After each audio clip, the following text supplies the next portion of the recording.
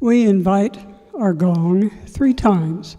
The first is to honor those who have carried our history and brought us here to this home today. And the second is for you, those who are here now and hold the vision and will carry us forward.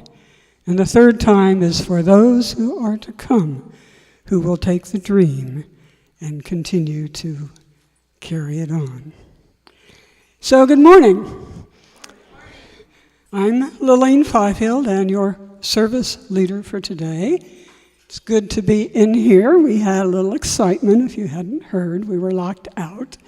So that will be remedied very quickly by next week. But just know, if you're a member, we have changed keys, and if you have any reason to be in the building between now and next week, you will need to send an email to the board. Make sure it's a good reason, because we don't. Next week, you will need to send an email to the board. Make sure it's a good reason, because we don't want to flood them with requests. So, good morning again. I want to welcome everyone here today. I'm really excited that we have back with us a very, very favorite person, Robert Heilman, and he will be talking today about community. The title of his talk is Our Friendships and Our Valleys. And there's much more about that, and I will tell you more about him a little bit later.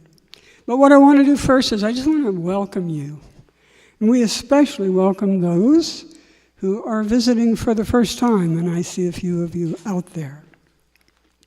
And we also extend welcome to those returning to us again. Know that you are welcome here, and we hope that you're going to feel and find connection, comfort, challenge, and even love here. We're just real glad you're here with us today. To tell you a little bit about us, we are Unitarian Universalists. We're brave, we're curious, and we're compassionate thinkers, and we're doers.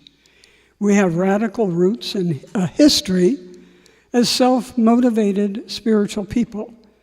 We think for ourselves and recognize the life experience that influences our beliefs.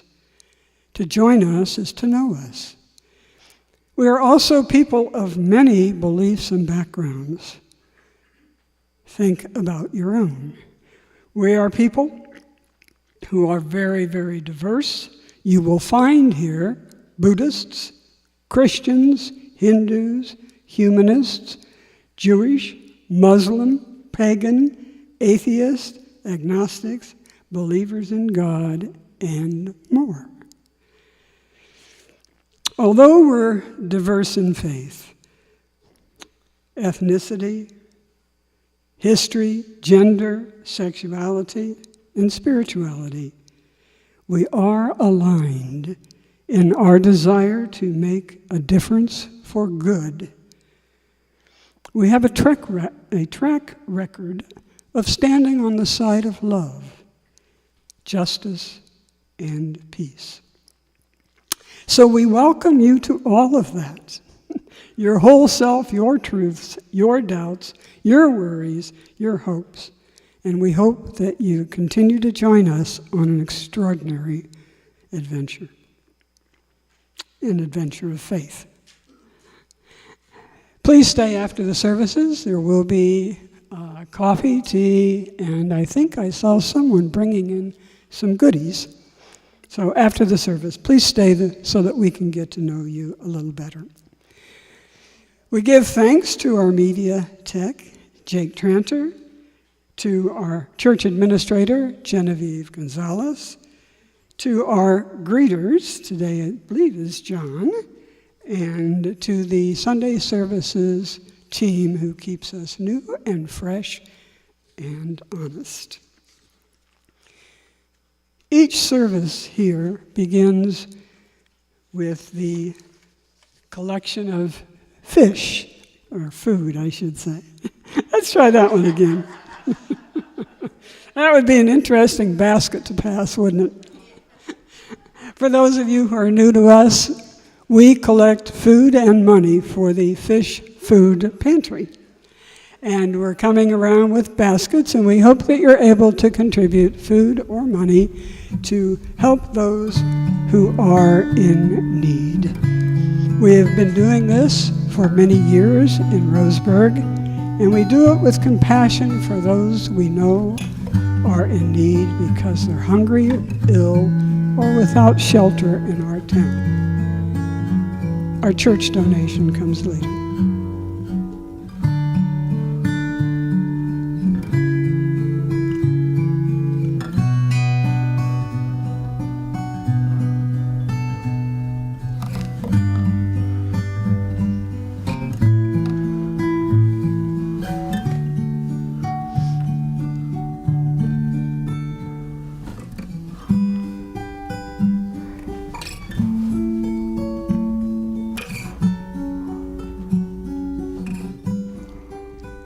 Thank you for those gifts. They will indeed help others.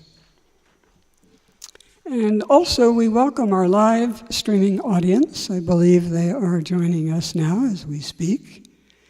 And we begin each service with the lighting of our chalice. Jenny will be helping us with that. And the words are about holding the light. It is easy to hold up a light and declare that everyone is welcome. It is harder to build a place where everyone is truly at home. Can we do this in community? Build a place where everyone is truly at home? Can we make this holy ground?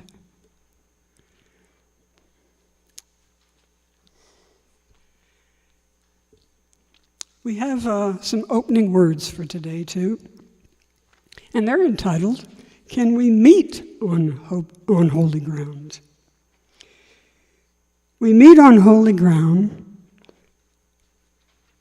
brought into being as life encounters life, as personal histories merge into a communal story, as we take on the pride and pain of our companions, our separate selves become community. How desperate is our need for one another, our silent beckoning to our neighbors. Are there invitations to share life and death together? Is there a welcome into the lives of those we meet? And their welcome into our own. May our souls capture this treasured time. May our spirits celebrate our meeting in this time and in this space, for we meet on holy ground. We have a song now. It's entitled Building a New Way, and please rise as you are able. And that is on video. We are building a new way. We are building a new way. We are building a new way, feeling stronger every day. We are building a new way. We are working to be free. We are working to be free.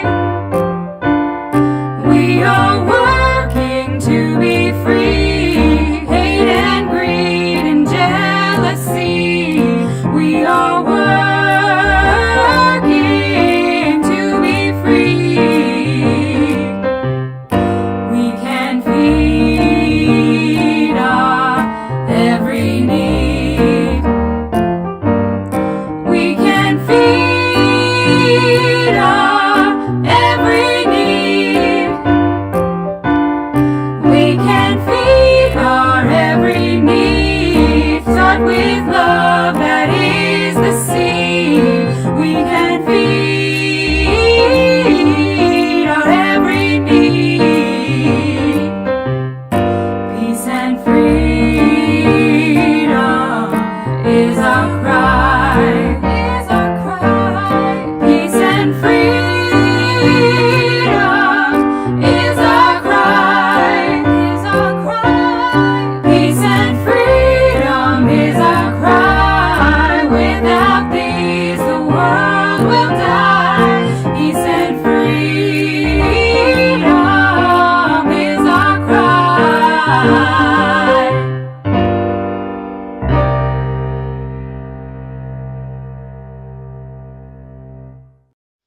Love that song.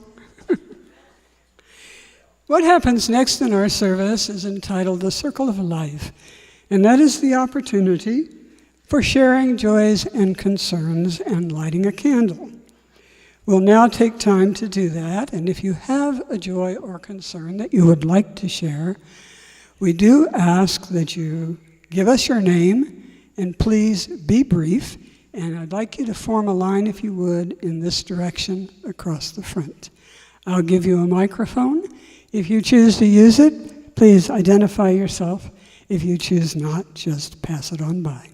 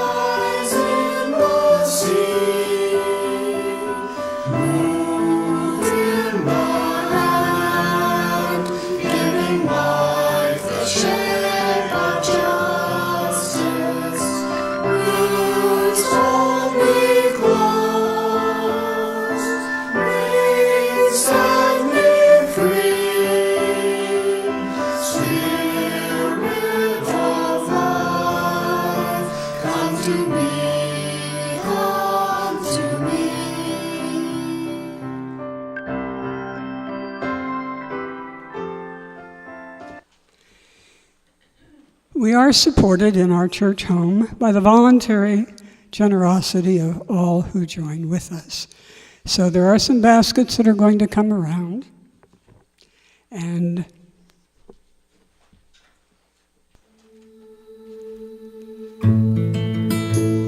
we hope that you know that your support fuels this community and its mission. Your support keeps the flames of justice burning, and community and love burning brightly. What is given now is gratefully appreciated.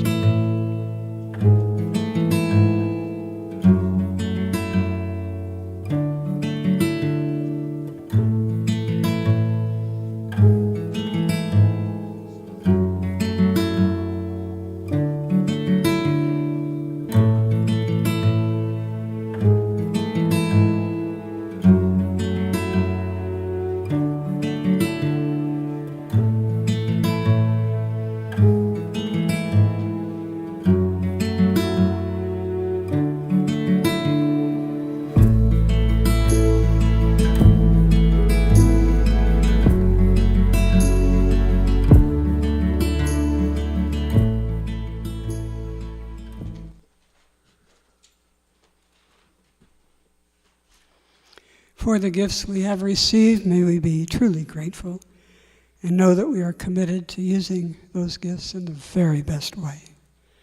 And now we have another short song, From You I Receive. From you I receive, to you I give.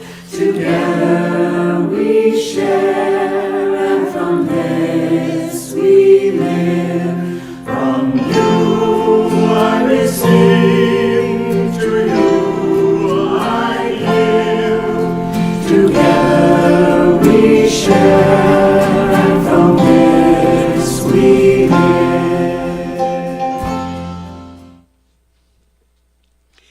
And now our anthem, a song familiar to all of you, We'll Build a Land.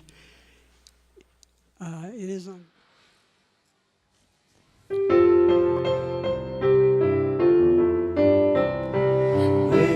build a land where we bind up the broken. We'll build a land where the captives go free, where the oil of gladness dissolves on mourning. Oh, we'll build a promised land that can be.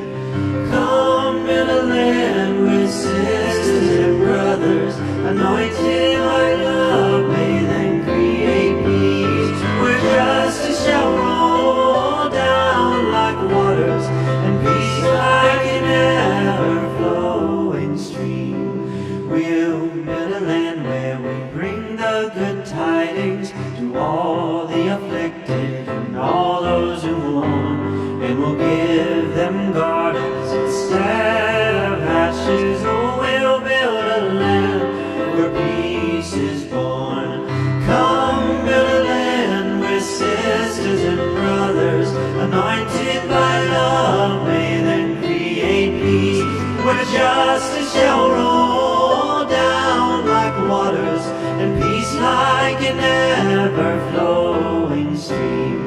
We'll be a land building up ancient cities, raising up devastations of home, restoring ruins of generations. Oh, we'll build a land for people so bold.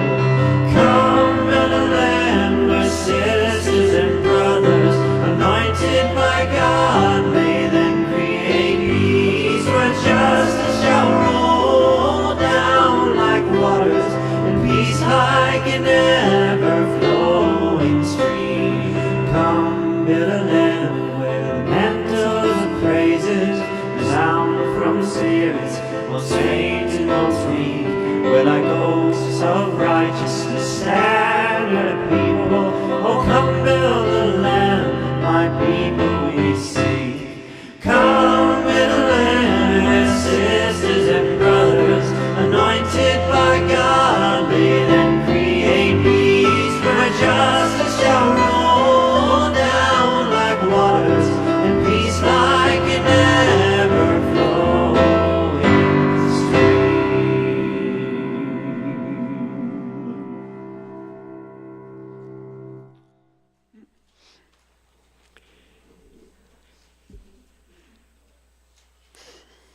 That was a little speedy, wasn't it?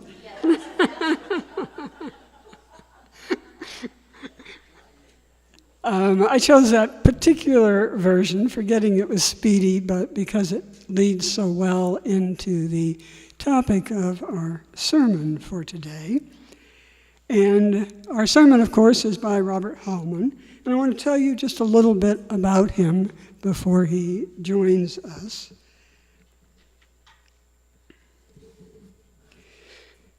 Robert, by many, is considered to be among Oregon's most notable writers. He is soft-spoken, an intense literary man who I've heard has never darkened the doors of a school, a college, not school, college. And he's worked all his life at physical labor. I share these things because he is an absolutely amazing man who understands in many ways so many different aspects of the world, of life, of community, of living together. He lives in Myrtle Creek, and he's been there for 31 years living with his wife, Diane. His written work always speaks large truths in powerful, honest language. He speaks of land that is being torn apart and community in rural America. His work is pointed, politely forcing us into clearer thinking about our lives, our community, and our nation. Please welcome Robert Heilman. Robert?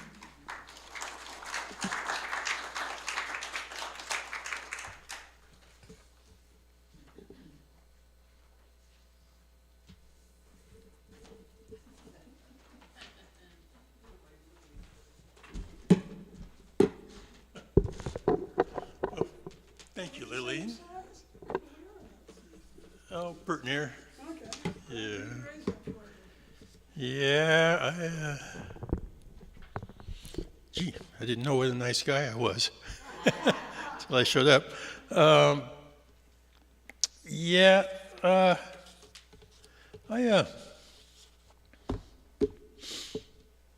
got my Painters Union pension check Thursday. And this year's Labor Day weekend, as Lillian mentioned, I've done an awful lot of manual labor over my life. And the heck of it is that my check has a notice on it saying it cannot be cashed until September 1st, which ironically is Labor Day.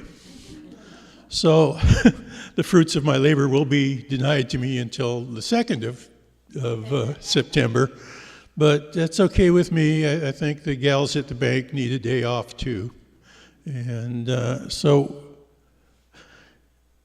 work is such an important part of our lives. It's good to have a weekend once a year to honor the people who are out there working, many of whom, unfortunately, are doing some of the most difficult work and getting arrested for being in the wrong place at the wrong time right now. And this is a sad thing. I'm a writer. I don't do the manual labor thing anymore. It's not how I make my money. I don't make much in the way of money as a writer either, but that's okay. That's not why I do it. As Lillian mentioned, I am largely self-educated. I'm a high school dropout, and I did take a GED test back in the 70s and passed. So I guess there's that. And it's not strictly true. I did take one writing class at Umpqua Community College back about 1980 and passed. Didn't go back because there wasn't anything there that they could teach me at that point about writing. And but part of what I've done over the years is to pay attention when I'm reading the works of writers, especially ones who are much, much better than I am, when they talk about writing, about what Dylan Thomas called my craft or sullen art. And I ran across this one a while back. I was reading a journal of Johann Wolfgang von Goethe, very famous German author and poet and playwright. In 1786, he took a trip to Italy.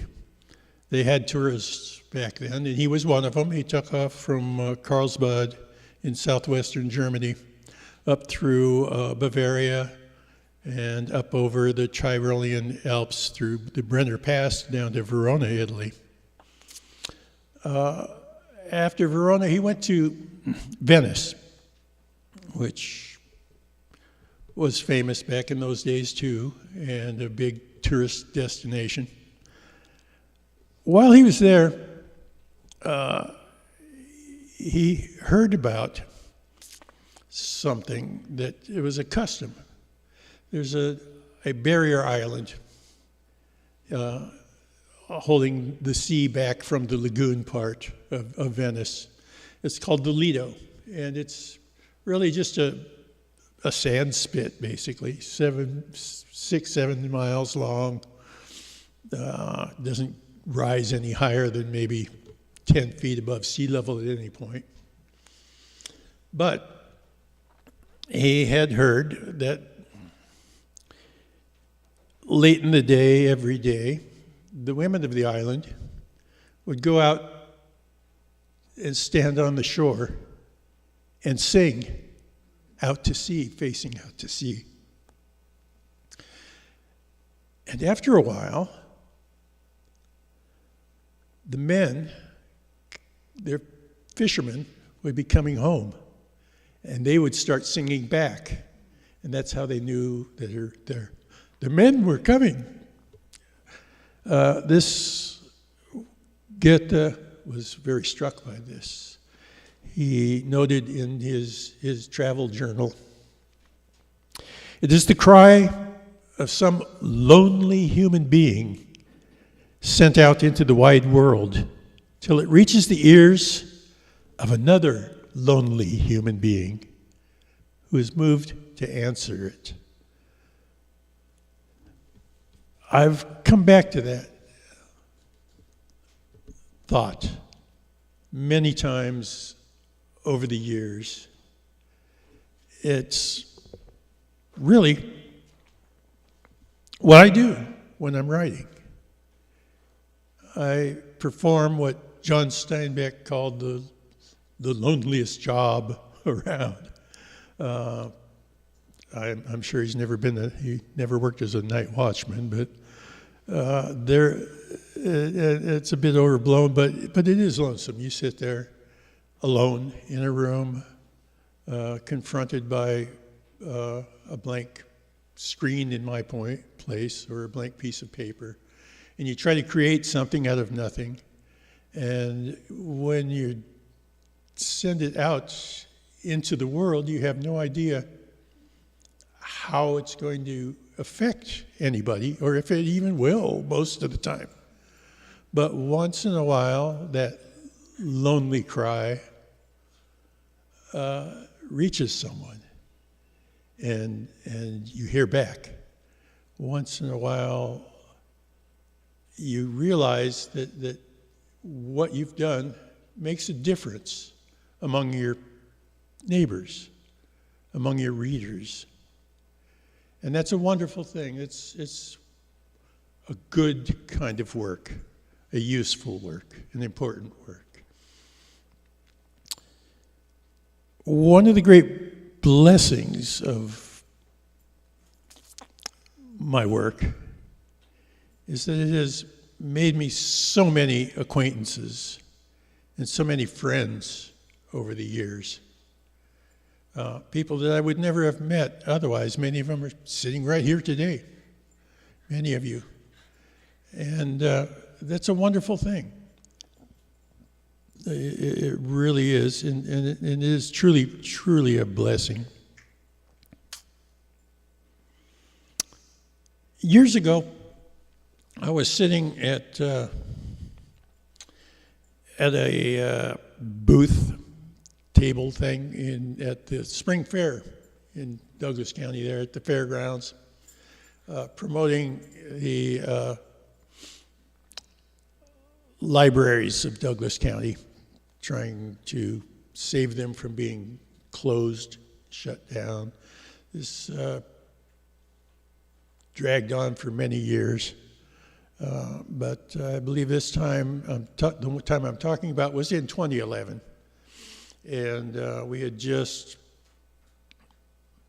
lost our first major attempt to put a measure on the ballot that would have saved our 11 library county system from closure. I was sitting at this table, and a young man came up to talk to me. I guess he wasn't really that young, but I figure anybody who's about the same age as my son, even if they're middle-aged, is young. And he came up and he recognized me, I guess, from the back cover of my first book. And, oh, you're Bob Heilman. That book, it changed my life, he said. And I felt embarrassed, you know. I wanted to say, I'm sorry, you know. I wasn't trying to, honest to God, you know. I just, you know, I was just writing because I'm a writer and I have to write. I mean, because like cats chase mice and dogs bark at cats and writers write. But he and I became very good friends. It turned out his name was Tafea, and he was a Samoan. And we've been good friends for many, many years. Eventually he got involved, got a job as a writing instructor at UCC there, Umpqua Community College. And so he used to invite me up once or twice a year to come talk to his writing class. And so that was, you know, part of our friendship, and it was a great honor for me and a wonderful thing to be able to do, a way to help fulfill my duty towards my community, towards the cause of literature, to help promote my art form.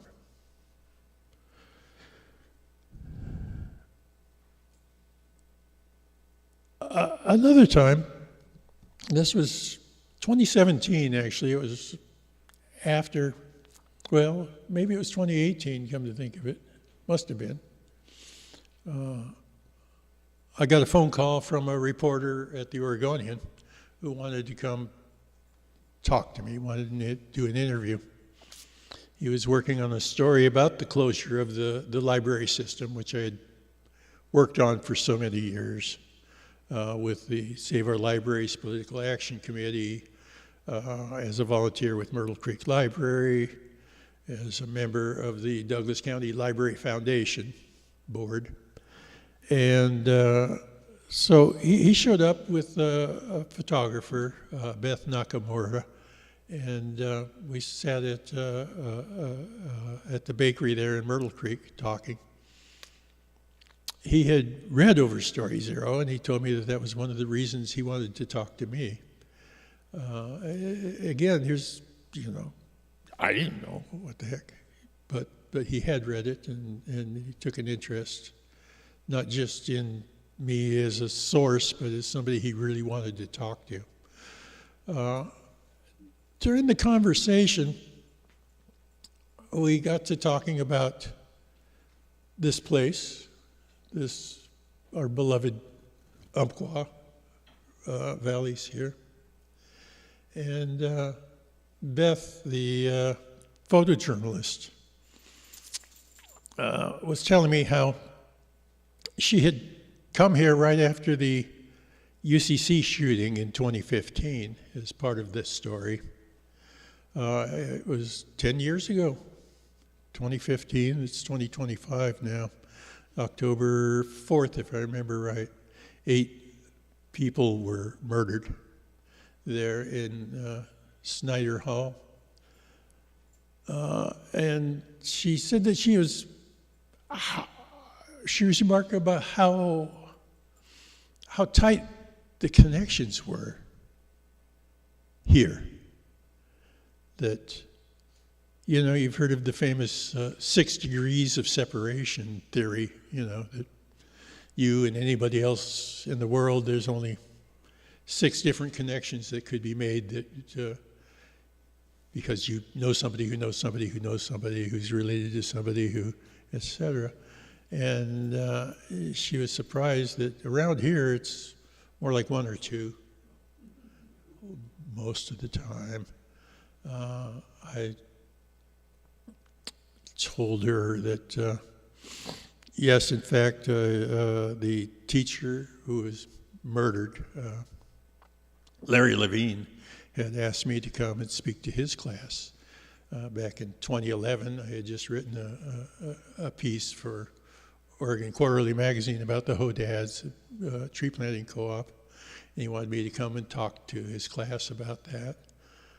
So I was acquainted with him. I didn't really know him that well. We had corresponded a few times over the years, but he was one of the people killed, and my cousin's niece was one of the students. She was 18 years old, and she was murdered that same day.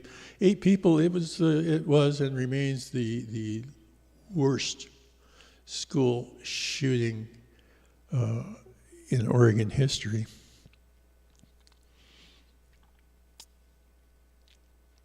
Well, as it turned out, shortly after the shooting, I got a phone call from Tafea, my friend who was teaching at the college at the time. He still is to this day, actually. And he asked me to come and talk to the survivors of that shooting. He had been given the class. The previous instructor had been killed, and so he was asked to take over the class so that the college had a commitment to educate people. They'd paid their money, and life had to go on. So he called me up and asked me to come for the very first day of school for the class and to talk, as I had been in the past so many times, about writing. And I was a little bit leery at first, but I thought, what the heck? Maybe there's some good that can come of this. And so I agreed, and I drove up there that morning. It was a 9 o'clock in the morning class, and I drove up the street, and there were all these people lining the road, holding up signs saying, UCC strong and this and that and support kind of signage. And I kind of wondered if, I hoped, I guess, would be a better word, that these poor students who had been traumatized weren't going to be triggered by that kind of stuff. I mean, the desire to help out, to express sympathy, and all of that is very natural, very important thing to do when there is tragedy in anybody's life. But I've been through some of that myself in that, when I've had 4 of my older brothers have died over the years, and, hearing from people who knew them often helps reignite the grief. Well, I got there, and the class had been moved because, well, naturally they couldn't hold it in the same room. And had been moved to the Industrial Arts Building up there. So I walked up there, and there was 3 women out there with golden retriever therapy dogs. And when I got in the classroom, the college had sprung for a great big spread. There was, a table full of fruit and pastries and cookies and stuff on the table. There was a woman there with a cart that was set up for doing art therapy and offering to help out. And an announcement was made that if anybody needed it, there were the therapists they could go talk to. Just leave the classroom anytime, go talk to a therapist. And then Tafea stood up and talked about his own relationship with Larry Levine, his colleague. And finally it was my turn to talk. And it just seemed to me that so far that morning, nobody had actually talked about writing, which is what the class was there for. And that, maybe the best thing to do would be just to stand up and give my standard, "Hi, I'm a writer," rap, to talk about writing, to explain to people that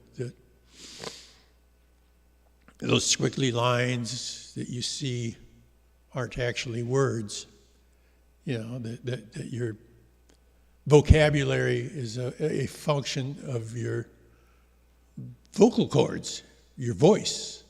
Words are spoken, they're not actually written. Whether written or representations of words. And that even then, the words themselves are not really the things that they suggest. You can't milk the word cow, but you can milk a real cow, but there's this step, this symbolism involved, and how the work of being a writer is so often takes place not on the page, but inside people's minds. That what we do is we provoke their imaginations by using these symbols, these things that stand for things that aren't actually there at the moment, And so, in many ways, it's a matter of being a sort of illusionist, you see. And, much the same like a painter. When you see a painting of a landscape, what you're seeing is not an actual landscape, you're a representation of one, right? What you're seeing is pigment on canvas, or watercolor on paper, or ink on paper, but it's not the thing itself, you know. So there's this level of remove there. And I talked a little bit about the role of art in our lives. What a wonderful thing it is to have a discipline in the arts that you can pursue throughout your life, that you can just keep trying to get better and better and better at what you do without ever having to stop. I finished up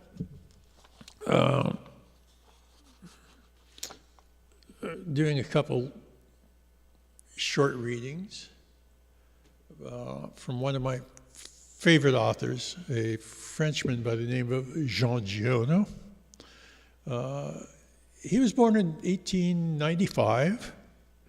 He was in Manosque, which is in Provence, the southeastern part of France, in a village up in the foothills of the Alps, basically, kind of in between northeast of Marseille and southeast of Grenoble. And he was a World War I veteran. He was a survivor of Verdun. He saw horrible, horrible things during the war and became a lifetime pacifist. Well, I read a lovely piece from one of his novels called Joy of Man's Desiring, in which a buck calls out to his doe in the middle of the night and invites her to go for a swim in a pond and such, and how they swim together and then they lie down together afterwards there in the forest. And then I concluded by reading a passage from a 1932 novel by Jean Giono called Jean le Bleu. In English, the English version is called Blue Boy. And it's a fictionalized, heavily fictionalized account of his own boyhood. And in the novel, at least, the boy's father is a kind of saintly sort of cobbler, you know, and his mother's a small-town laundress, and they live in this, small French town. And his father is heavily involved with the socialism and anarchism and such and all of that, and he takes in refugees who are people who are being pursued by the gendarmes and such. So toward the end of the book, the place where they live is an apartment building, a tenement, and this impoverished Italian aristocrat appears named Francesco Adriano. And for a while he becomes a character in there. He gets to know the boy and becomes a figure in his life, an influential figure in his life for a while. So Giono was born in 1895, and as you'll be able to figure out, this particular scene is set in 1903.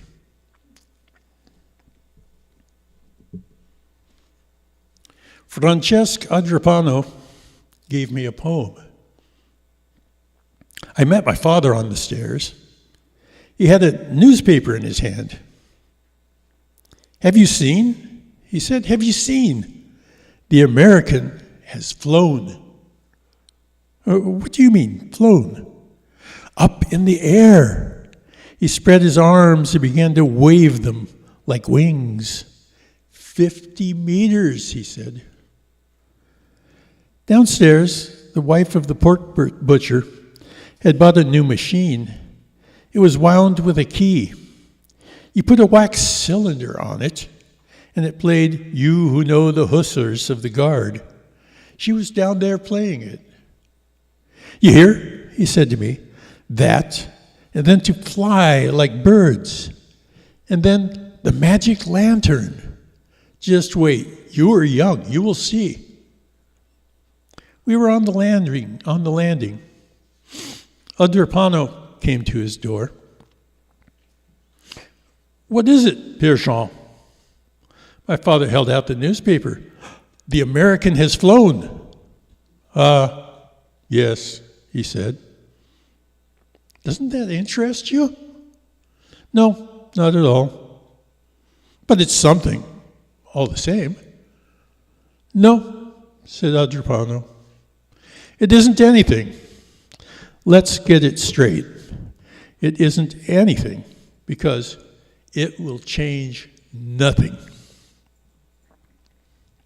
"What?" said my father. "It won't change anything. Just consider.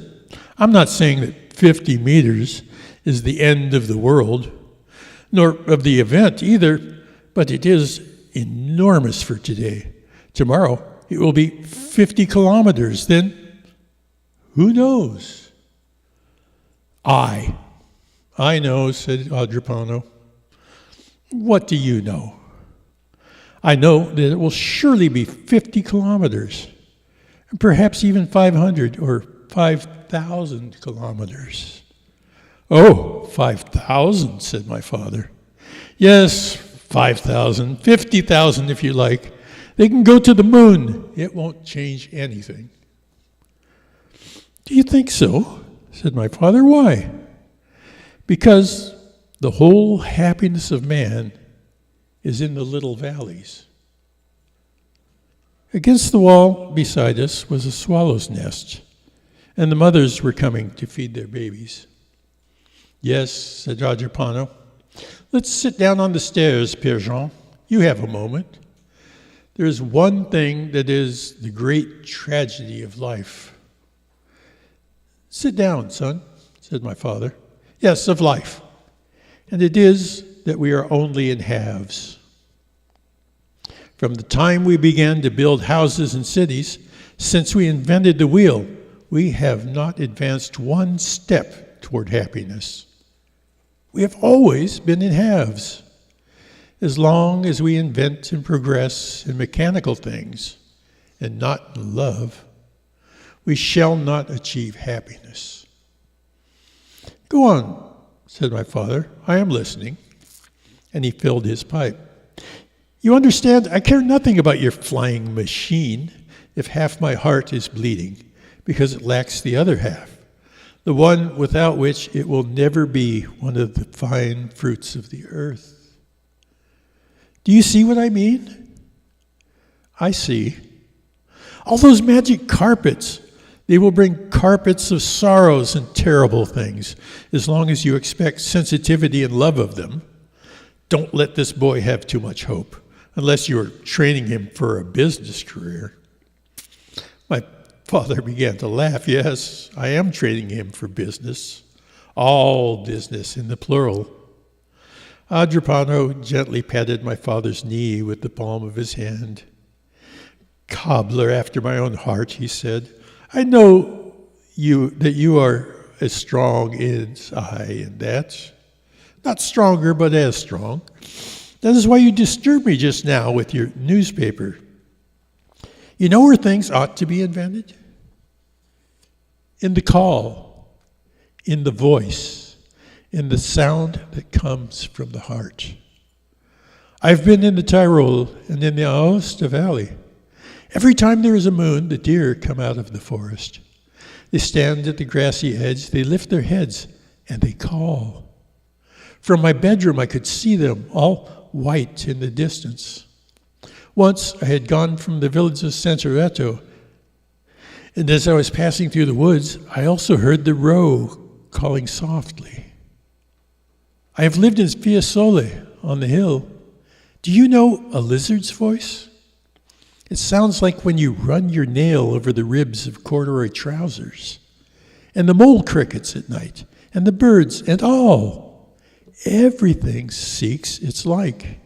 Everything calls to its own. The great curse of heaven upon us has been to make our hearts, each one different from the other.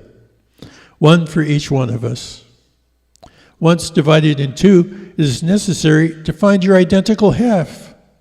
Without it, you are alone all your life long. That is the tragedy. You cannot imagine the number of those whose hearts are incomplete. You want me to predict what will happen? And the boy will see it if he lives. Well, listen. At the great moment of hope, magic is going bankrupt. Your flying carpets will be loaded with potatoes and carrots. People will say to themselves, what, we are not happier? You are not happier because you have invented nothing new in the call that you make around you in your search for the other half of your heart. You still make your small voice of the cave age much smaller, and you will not find it. Then people will kill their hearts because it will be too difficult to live with them. You see, cobbler, bad news in your newspaper. Well, said my father, perhaps there are some left who will keep calling, eh, son? Yes, said Agrippano, I am still calling. Nevertheless, I know that I shall no longer be heard. And now that we have settled the question, to work, said my father. You have made a fine speech about the heart, but said little about the stomach. I was standing alone on the stairs watching the swallows when Agrippano called me softly from his room. Come here, lad. He had opened the drawer of his deal table and had taken out a big copybook that had no cover. On the first page, he had written Francesco Agrippano and then I Sposi. He handed me a sheet of paper. Here, he said, I have copied this for you, and I have translated it because it is in Italian. I understand better what I say in my own tongue. It is to continue what we were talking about, he said. Remember, all of man's happiness is in the little valleys, tiny little ones, small enough to call from one side to the other.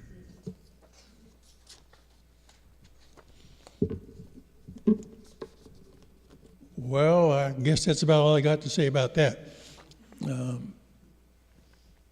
I want to thank you for letting me talk, for allowing me to use my voice to reach out to all of you. What we traditionally do after a service is invite the congregation to perhaps ask questions or make comments. Are you open for that? Well, sure, I guess. I'm not sure, what. I'm not certain I would have answers that are worth listening to, but who knows? We can pass if you like. Yeah, well, it's okay. Okay. Again, I don't mind, but. Well, I would start one with really liking that reading that you shared with us at the end, because that part really made me think about our valleys and how they can separate us, and our hearts really are the only thing that can reach across, because without any form of transportation or anything else, to get to one another, it doesn't really matter if we don't reach each other with our hearts. So that was the piece that I took. Anyone else? Yeah.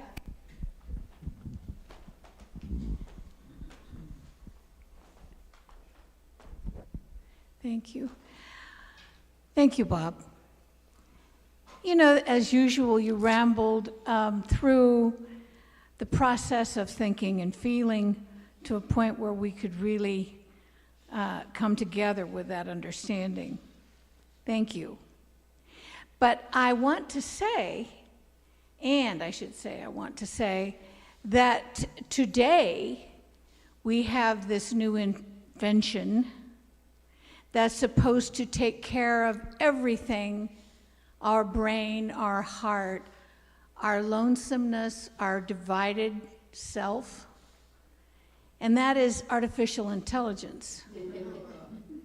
But you know, I think that in your reading today and in your explanation about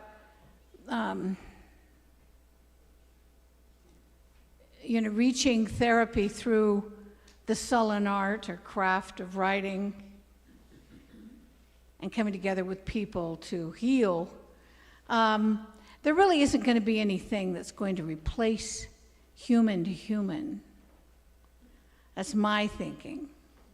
However, when you read or hear reports of people who have AI assistants, you can develop these names for them and these relationships develop. And it is amazing how people are attaching affection, deep affection, and spiritual association through artificial intelligence. And I don't know what that means. I don't know, but I'm sticking with the old Frenchman. Thanks for your presentation. Any other suggestions or thoughts? One of the more interesting things about AI that I've run across is it's called one of the last areas of writing that has not been taken over by ChatGPT, etc., is that of memoir, because the artificial intelligence can only imitate, it can only draw upon stuff that other people have written. It can't create. It doesn't work that way. Many years ago, it was back in the 90s, really, I wrote a piece about an old Gypo logger I used to work for by the name of Stuart Clayson. And as an aside in there, I took a little shot at the notion of artificial intelligence. And at that point, if a computer could play a decent game of chess, that was a huge thing at the time.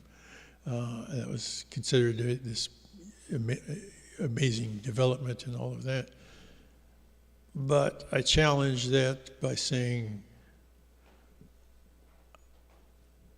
a computer can't do what people do, taking situations and dealing with them on their own.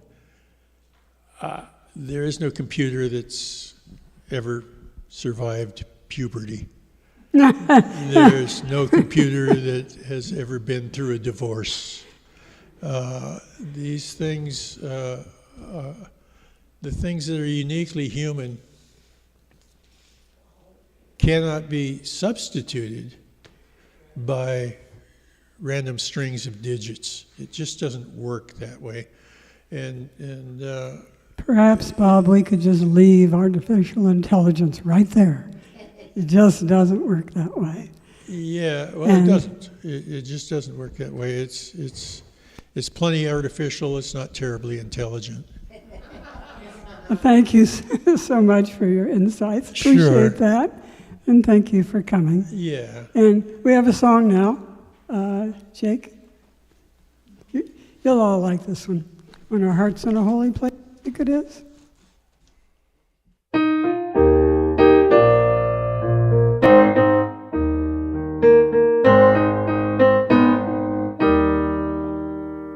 When our heart is in a holy place, when our heart is in a holy place, we are blessed with love and amazing grace. When our heart is in a holy place, when we trust the wisdom in each of us, every color, every creed and kind, and we see our faces in each other's eyes, when our heart is in a holy place, when our heart is in a holy place, when our heart is in a holy place, we are blessed with love and amazing grace. When our heart is in a holy place, when we tell our story from deep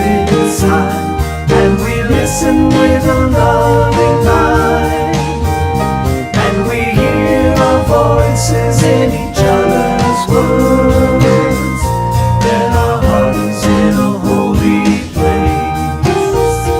When our heart is in a holy place, when our heart is in a holy place, yeah, we are blessed with love and amazing grace. When our heart is in a holy place, when we share the silence of sacred space, and the God of our heart stirs within, and we feel the power of each other's faith, then our heart is in a holy place, then our heart is in a holy place, then our heart is in a holy place.